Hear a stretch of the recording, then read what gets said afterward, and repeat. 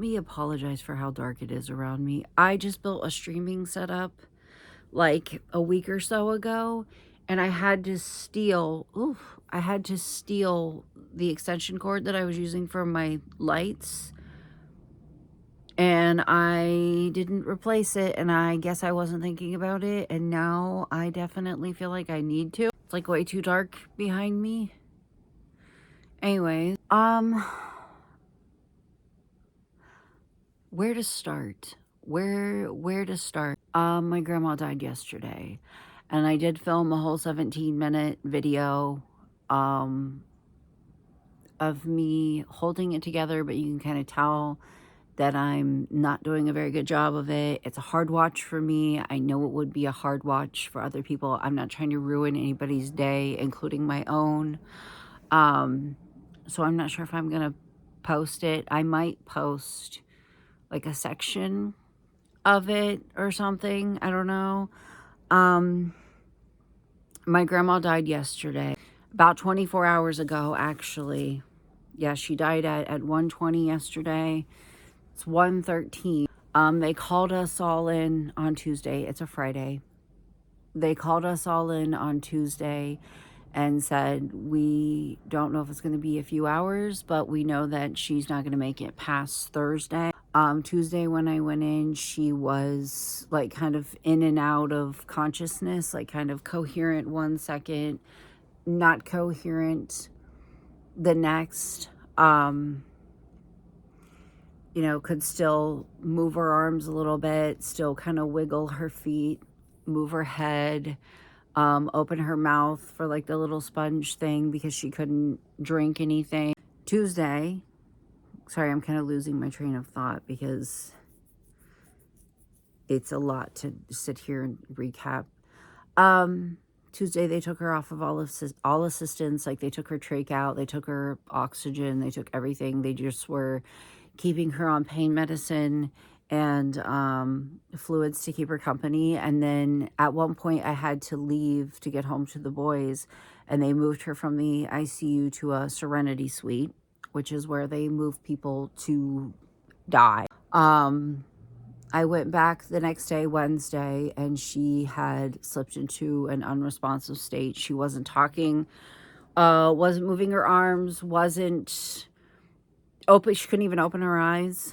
And Tuesday, whenever I got the call to go see her, I was absolutely losing my mind. I was losing my mind. And then seeing her and like going in, and she could still talk, and she knew who I was, and she knew who my sister was, and my aunt, and my uncle, and everything like that. That made it really, really hard. That made it, I was like, oh my God. And then when I went back the next day, went back Wednesday, and she couldn't talk, she couldn't open her eyes, she couldn't wiggle her fingers, nothing. I don't know if in that moment I was just like, okay, so this is real. This is her, but it's not her. Seeing her like that made it a lot easier for me to process. And I don't know why. I think it was seeing her, and it wasn't her, but it was her. It just felt like a shell of her, and it felt like she was already gone. Like her heart was still, like they stopped monitoring everything on her, even behind in like the nurse area. It was up to somebody in the room to notice that her chest had stopped moving. So she was just laying there, and every once in a while she'd take a breath. And I think that I don't know what it was, but I think that it made it easier for me to be like, okay, she is ready to go. There was a lot of really morbid things happening to her body that I won't get into detail about, but like shit that I didn't even know could happen to a body because she was so old. She like, and the thing is, I'm happy that she lived to be old. Does that make sense? Because the amount of young people that I have lost in my life, the amount of like young people that I've had to go, you know, have these moments with. She made it to her 80s. I feel like if I have to live to be so old that I'm literally falling apart, let me go peacefully in my sleep, surrounded by the people that love me. And that's how she got to go. And I think that was the best way to do it, you know? That was like, I don't know how to explain it. I'm having these moments of coming and going with my grief. Like, it's coming and going in waves. Like, 1 minute I'm perfectly fine and I accept it, and I think of things like, oh, she was elderly and we got to have her for a really long time, and you know, she got to go in the most peaceful way possible, and we got to have her for so long and all this stuff. And then absolutely start losing my mind. So I don't know, it's just kind of coming and going in waves. I feel like it's actually probably going to hit me really hard, her viewing and her burial. But I don't know. I don't know if I can make sense of this, but like seeing my grandma, like knowing her as long as I knew her. I knew her all 36 years of my life. That's a long time. And knowing how she was before she fell and shattered her hip, that was what slowed her down. We all always said the only thing that was going to stop that woman was going to be death. Death, because she worked clear up until the week that she got hurt and ended up in the hospital. She just wouldn't stop. She worked in my family's bar up until she couldn't anymore. And I don't know how to word it. Like, knowing how my grandma was, the most hardworking person I had ever seen in my life. Just a very, like,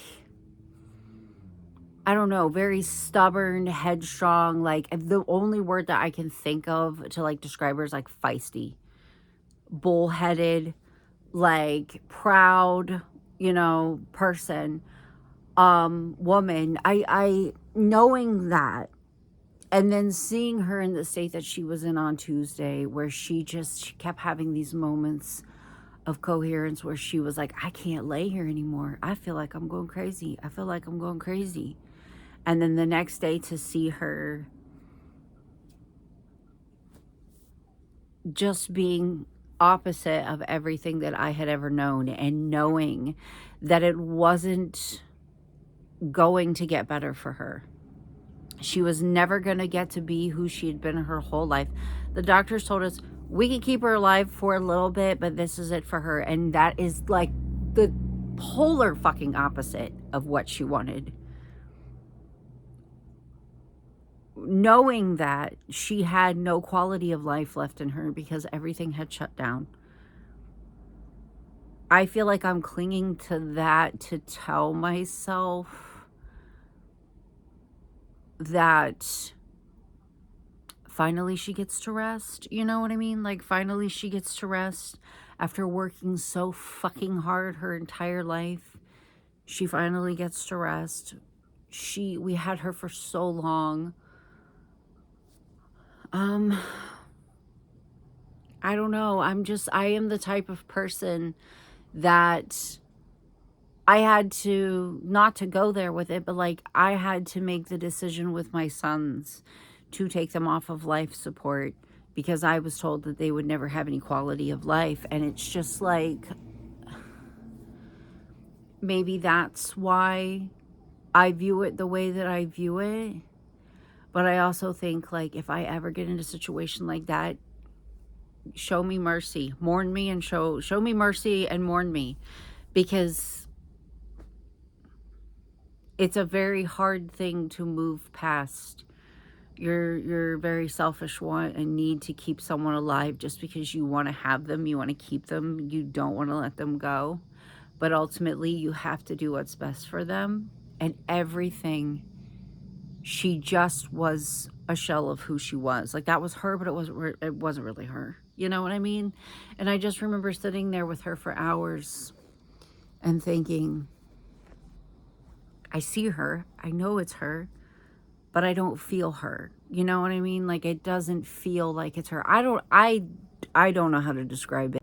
Okay, sorry. My phone's been blowing up all day with people asking about like funeral arrangements and stuff like that. But I think I'm going to post or add at the end of this video just a clip of something that I filmed on Wednesday before I went to the hospital. I do have a lot of videos preloaded, like that my members can see, that will go live as they're scheduled to.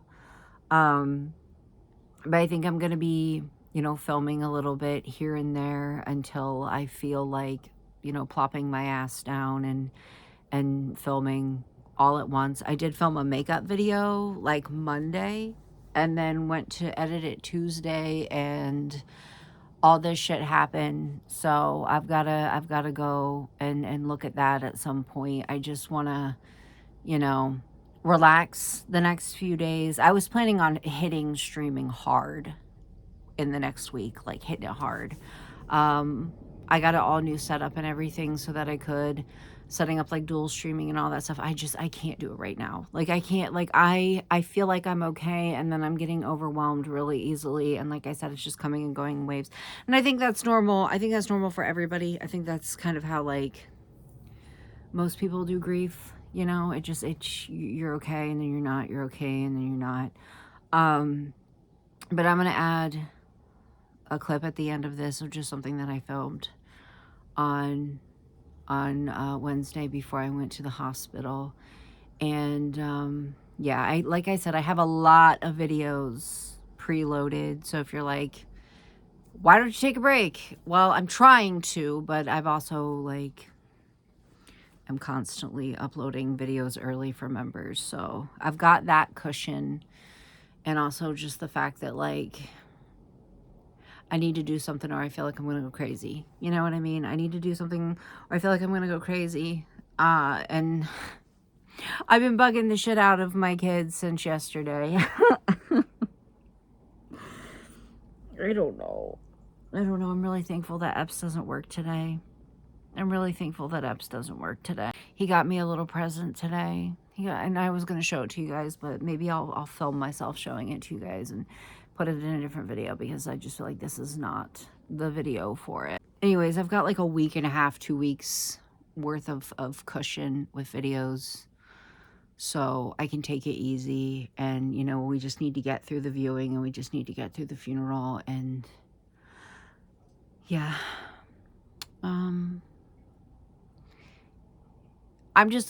this next part that I'm going to be posting, it's a hard watch. It was like a 17-minute video. I don't think I'm going to post it. I think I'm just going to post this small section because it's a really fucking hard watch. It's a really hard watch, and I feel like I have had a pretty decent day.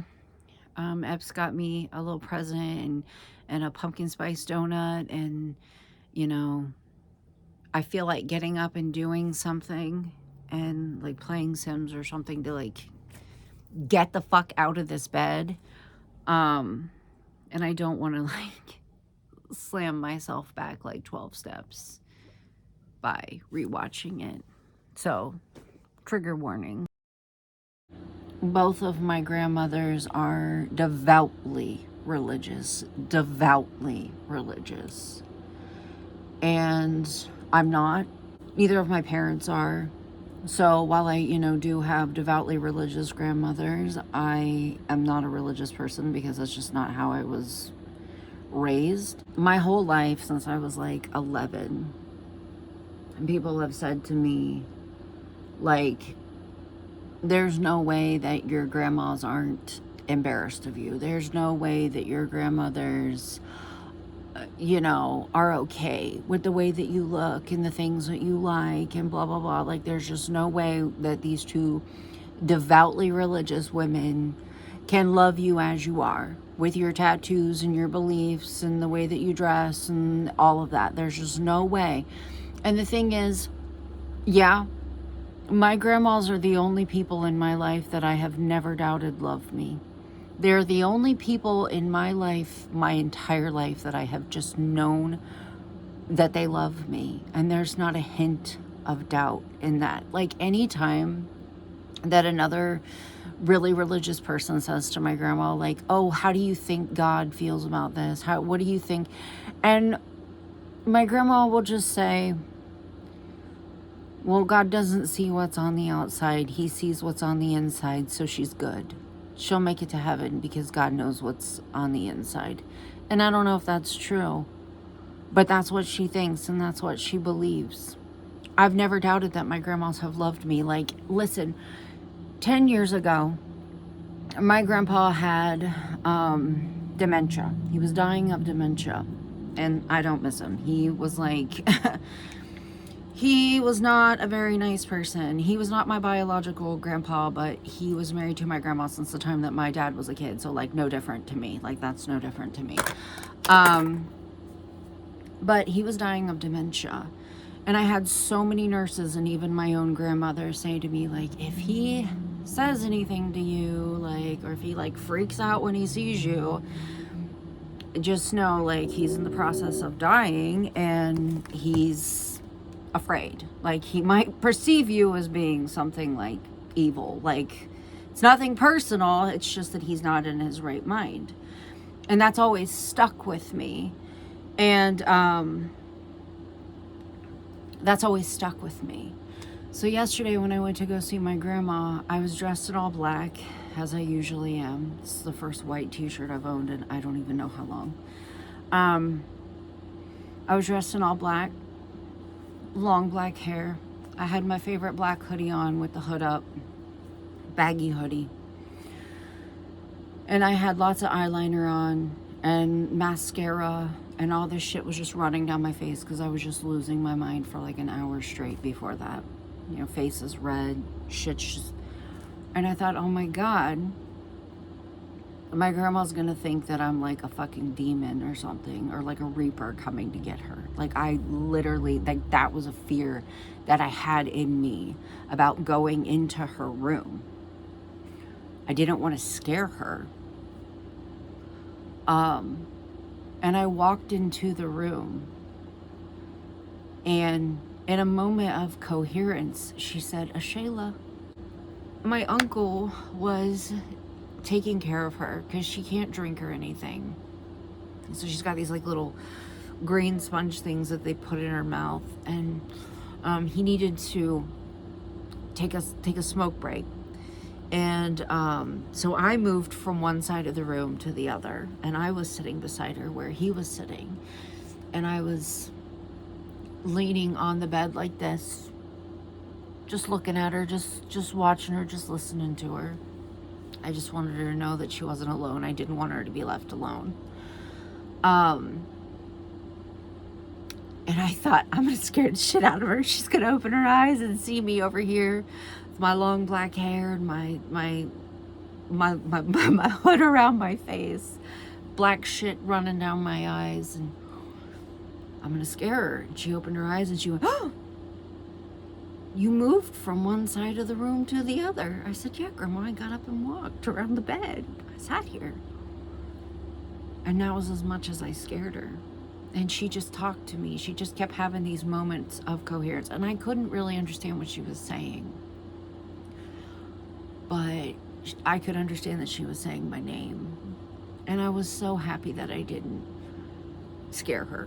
I was so happy that I didn't scare her. And I got home and I was thinking about it. And I'm like, my whole fucking life, all these people are like, have given me shit and given my grandma shit for how I look.